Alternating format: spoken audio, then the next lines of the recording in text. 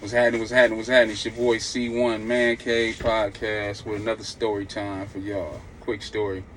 As you can see by the story title, that's when I got punched on by Jehovah's Witness kid. If I'm gonna tell stories about me punching on somebody, they all can't be wins. It's one of the males. And this story, I can't remember exact age I was when this took place. Maybe 9. Maybe about 9 years old or so when this took place. Let me get on into it. Jehovah's Witness family moved in on my street in the house that my grandmother and my cousins used to live in. So they moved in, and we, most of us recognized early that they're a little different because they've been raised in a very religious household and everything like that. So they were a little different than what we were used to because most of us didn't attend church that much, and those that did, we wasn't Jehovah's Witness. So at this point, only time that we would have any interaction with any Jehovah's Witness is when they'd be knocking on our door on a Saturday morning, and we'd play a game on one of our siblings and be like, "Hey, somebody at the door, won't you?" And then they'd go see the Jehovah's Witness. That's the only time we have any interaction with them. So they moved in. It was a family of 6. The husband, wife, and their 4 kids. And their 4 kids' makeup was 3 boys and a girl. So the oldest son was Green Eyes from Harbor City Crip, because they had moved over there from Harbor City. And at this time, I never even heard of Harbor City. So it was new to me. You know, being young, you don't, be everywhere and know all these different places that you, at least, unless you have family that live there. Real cool dude. Solid. You can tell he was totally different than the rest of his family. He didn't run that Jehovah's Witness program like them.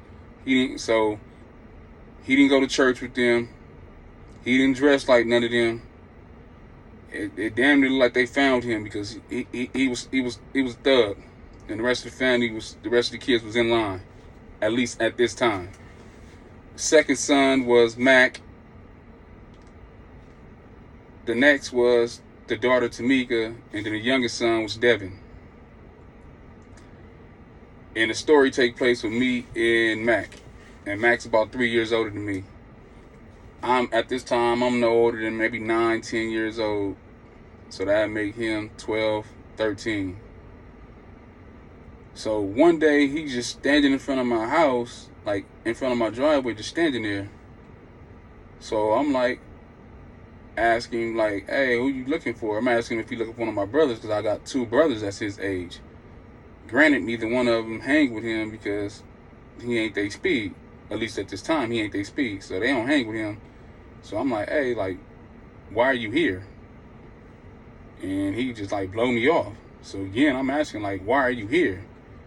And he like, "Man, don't ask me why I'm here." Like, man, get your ass on, because I already got a mouth on me at this time. But get your ass on. Get the fuck from front of my house. Yada, yada, yada. And I guess he got tired of hearing me telling him get the fuck from right here. And he just get off on me with a 4-piece, no biscuit, no soda, no sides, no nothing, no french fries, no potato salad, just 4-piece. Some fast shit. Wasn't much power behind it. You know, him being 3 years older than me, I should have been on my ass and probably caught some feet. But he get off on me with about 4-piece and he busts my mouth. Like, oh shit. And like, I'm talking about, I'm stunned, I'm shocked. I'm in a state of shock. I'm just sitting there just froze like, this motherfucker just got off on me. And I don't even react, like, god damn. But when this shit happened, one of my brothers was walking up and seen it. And it was my brother Devil.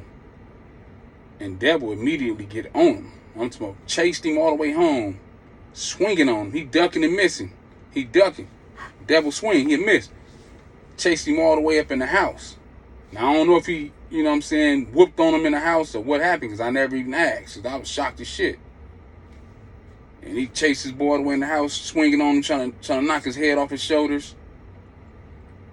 And shit. I'm like, fuck. I go wash my mouth on the water hose. Devil come back, he asked me what happened, I tell him. And he laugh at me and shit. And he's like, well, I'm going to fuck him up when I see him. And it was like he was on punishment. Because I don't remember seeing him outside too much after that. In fact, I don't remember them living there too much after that. Not that they moved because of that, because that obviously wasn't the reason. I think the reason was because after they moved, they pops would still come over in the neighborhood. But now he was, copping that hard white. And I think that was the reason they moved. Probably his family split up because pops was smoking. But yeah, that's the story about me getting punched on by the Jehovah's Witness kid. Just because a man's of a certain religion or faith, don't mean he won't get up in your ass like a bike with no seat. That's my story time for right now. Y'all holla at me. Tap in, like, share, and subscribe. Man Cave, C1.